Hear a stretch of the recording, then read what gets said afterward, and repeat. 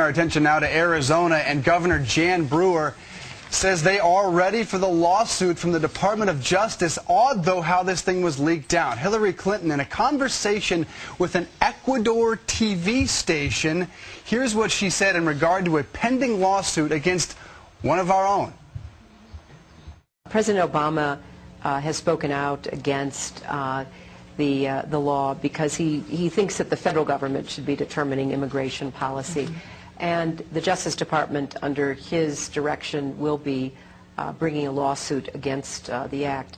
So a couple of problems here. One, of course, is that they're suing their own state. We are suing our own state. But two is, Jan Brewer says, why don't you just tell me? Why don't we have some transparency here instead of leaking it out through an Ecuador TV? You would have thought that that would have happened during that interview, that meeting that she had with President Obama. Are you guys going to plan on carrying out this lawsuit or not? And she said on Greta the other night, Governor Jan Brewer said, we are not going to back away from this issue. We are going to pursue it. Let's listen.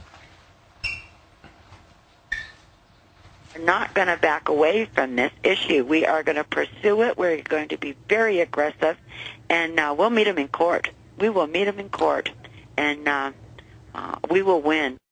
All right, so you can hear there, she's not cowed at all by the threat of a lawsuit, but it is interesting, Dave, as you were saying, she says she first heard of it when she saw that interview from Ecuador. So people were wondering, did Hillary get it wrong?